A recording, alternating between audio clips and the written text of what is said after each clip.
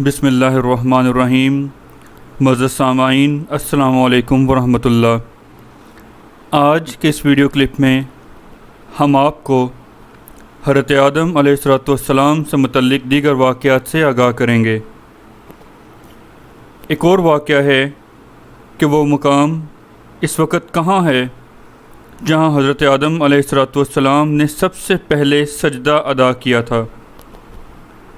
मशहूर मौरख़ याकूत लिखते हैं कि नाबलस फ़लस्तीन का मशहूर गांव है जो कि दो पहाड़ों के दरमियान आबाद है।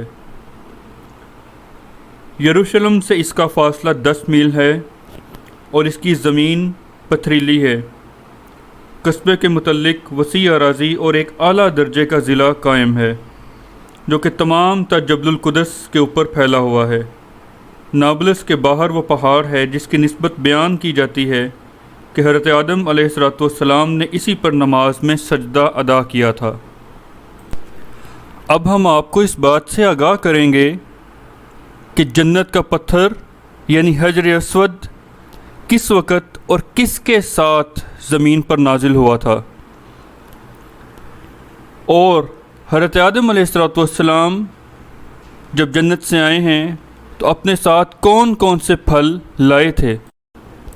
हज़रत आदम अलैहिस्सलाम जन्नत से मुख्तलिफ़ किस्म के बीज और 3 किस्म के फल और हजर अस्वद यानी स्याह पत्थर जो खाना काबा में लगा हुआ है और वो असा जो बाद में हज़रत मूसा अलैहिस्सलाम के हाथ आया जिसकी लंबाई 10 गज़ थी, अपने साथ जन्नत से लेकर आए थे।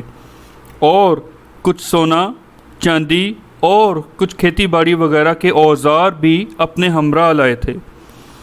हज़रत आदम अलैहिस्सलाम जन्नत से अपने साथ बहुत सी खुशबुएँ और फल और मसाले भी लाए थे। यही वजह है कि इन चीज़ों की यहाँ कसरत है, यानी हिंदुस्तान में, और कदीम ज़माना से हिंदुस्तान की यही पैदावार दूर दूर ममालिक में अरब, शाम और मिस्र जाती रही है।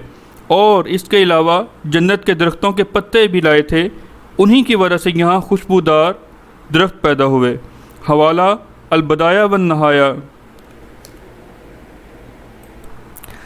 हज़रत मोहम्मद मुस्तफ़ा सल्लल्लाहु अलैहि वसल्लम का इरशाद है, हजर अस्वद को जन्नत से उतारा गया है और वह दूध की तरह सफ़ेद था।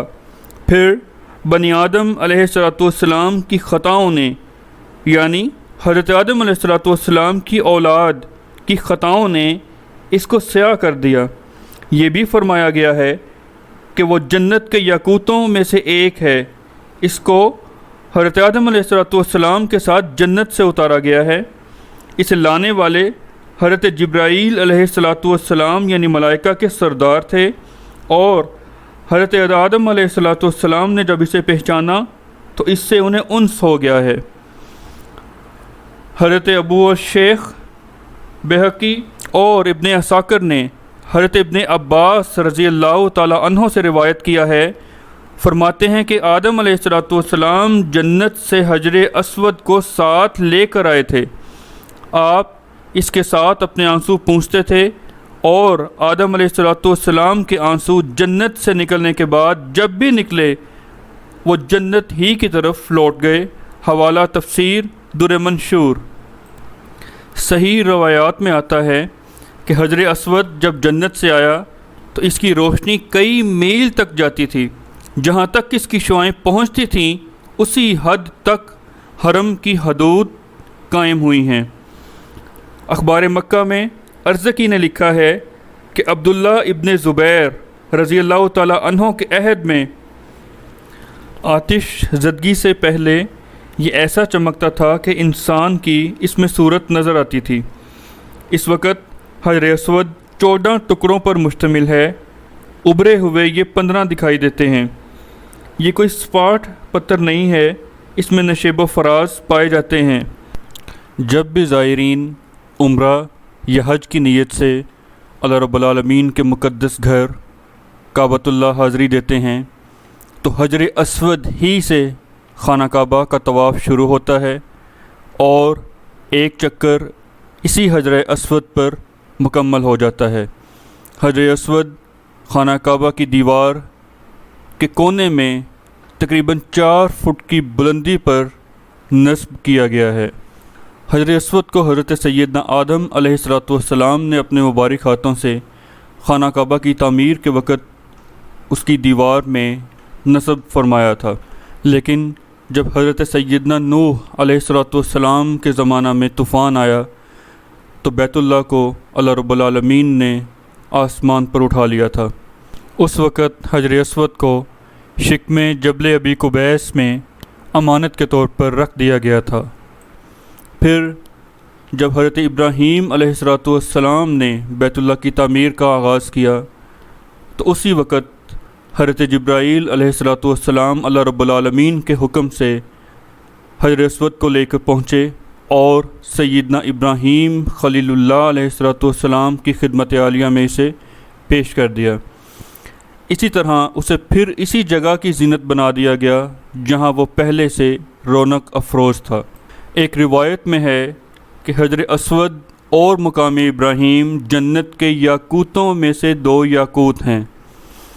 اگر اللہ رب العالمین ان کی روشنی کو ختم نہ فرماتے تو یہ پوری زمین و آسمان کو روشن کر دیتے۔